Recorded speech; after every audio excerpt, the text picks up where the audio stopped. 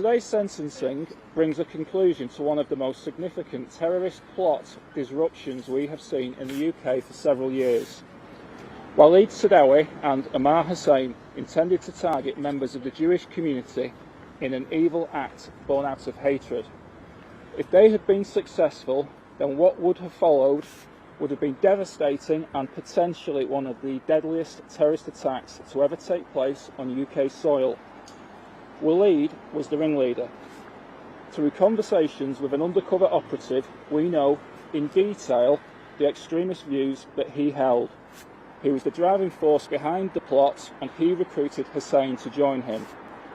He claimed during the trial that he was merely paying lip service and actually intended to sabotage his own plot at the last minute.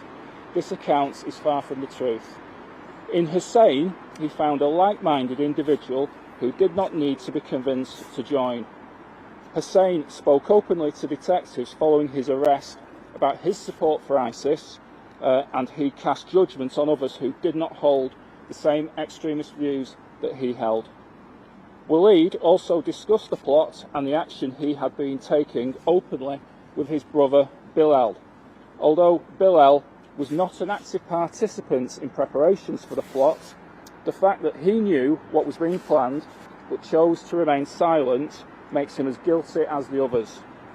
Being aware of a plan to cause such devastation and knowing that you could act to prevent it but choosing not to is simply not good enough.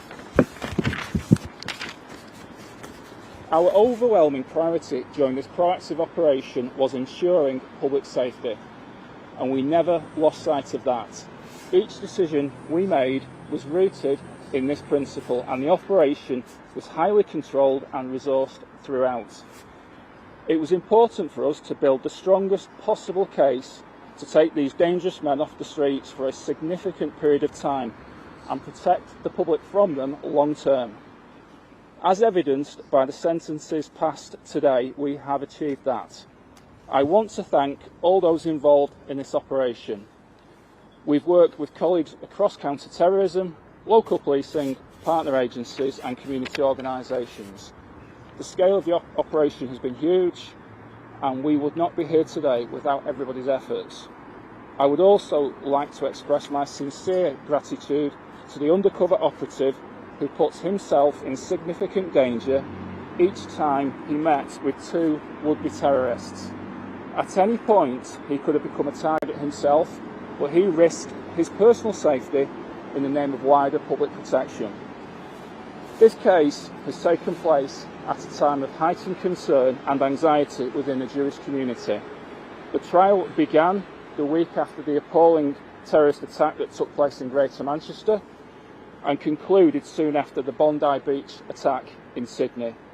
We have worked closely with stakeholders, including the Community Security Trust, throughout proceedings to address any concerns and provide reassurance.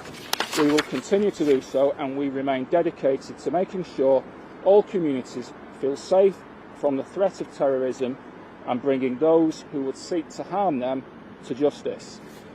I hope that the significant outcome from this highly resourced, proactive investigation underlines that commitment. Thank you. Well, let's bring in our North of England correspondent, Shingi Mararike, who's at Preston Crown Court. Shingi.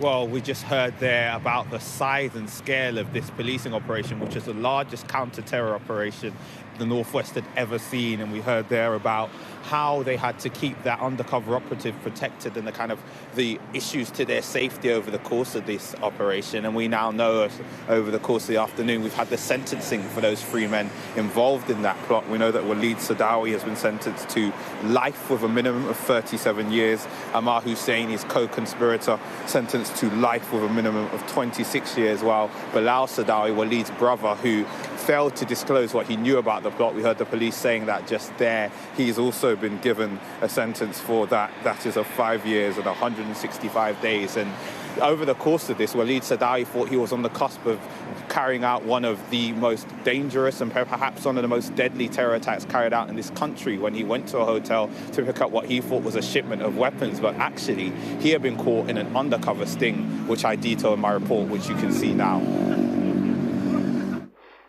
This is the moment armed police foiled what could have been the deadliest terror attack this country had ever seen. The man being arrested and wrestled to the ground is Walid Saadaoui. He'd arrived to pick up weapons in a hotel car park.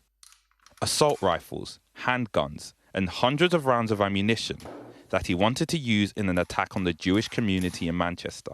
What he didn't know was this was a well-orchestrated counter-terrorism operation. The guns supplied by police were filled with blanks. Saadaoui, a former restaurant owner, was convicted of planning the attack with Amar Hussein, an Iraqi ex-soldier. The pair sentenced today for a plot inspired by the Paris terror attack in 2015 that saw 130 people killed. If you look at the weapons that they were seeking to obtain, AK-47s, most people will be aware, automatic, high-caliber weapons, capable of firing multiple shots very, very quickly. In the right environment, you could have tens, if not hundreds of people could have been hurt or killed. And we saw that in the Bataclan attack in Paris.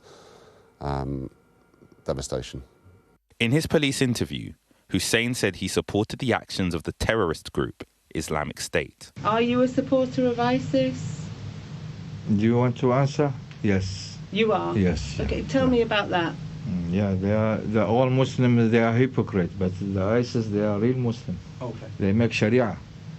The plot was meticulous and hate-filled, fueled by Islamist extremism. Using money from the sale of his house, Walid Saadaoui made payments of over £4,000 for a shipment of weapons. He also regularly posted ISIS propaganda on Facebook, activity on social media that caught the eye of intelligence services, with an undercover police officer befriending Saadaoui. Walid Saadaoui's plan was to attack Jewish people in North Manchester. He even met with the undercover police officer here for a surveillance trip, in which he went into detail about how he wanted to wear Jewish clothing and pose as a member of the community for a mass shooting that would have also targeted police and emergency responders. Bilal is an undercover operative. In his police interview, Saadaoui showed little emotion when told he'd been caught in a sting. Right. Like I said to you before, whether he's undercover or not, I was not expecting any guns to come over. I was not involved in any planning of harming people, like I said before, and what I said to you is true. I'm arresting you on suspicion of being a terrorist. In that, you have been concerned in the commission, preparation, or instigation of acts of terrorism. Also sentenced was Walid's brother, Bilal, for failing to disclose what he knew about the plan. He'd been given a copy of Walid's will and a key to a hidden safe containing money to provide for his brother's family. Examples, as is the case in this particular trial, of people hell-bent on murdering people simply because they are Jewish. Against a rising tide of anti-Semitism, this plan's target was North Manchester, an area that saw a terror attack on a synagogue last year. Motivated by the same hatred, these men were prepared to stop at nothing, hoping to become martyrs. But instead, they've been forced to face justice. Shingi Marike, Sky News. So much of the detail in this case was staggering, and today Amar Hussein refused to come to court, which is why proceedings were delayed, and the judge called that an act of cowardice, remarking on how he was prepared to take so many lives but wasn't prepared to come to court to face justice. And in sentencing, the judge summed up so much of the wider sentiment and the wider issues around this case, saying your attacks would have led to the deaths of people of all ages, including children. Those who hear about plans like this are made to feel uneasy and unsafe on the streets. That is obviously true of the Jewish people in Manchester, but extends to anyone in society who values their well-being. For that plot, which was ultimately foiled, 2 men have now been sentenced to life in prison, while another has also been sentenced to 5 years for his part in failing to disclose what he knew. Shingi Marike, thank you very much indeed.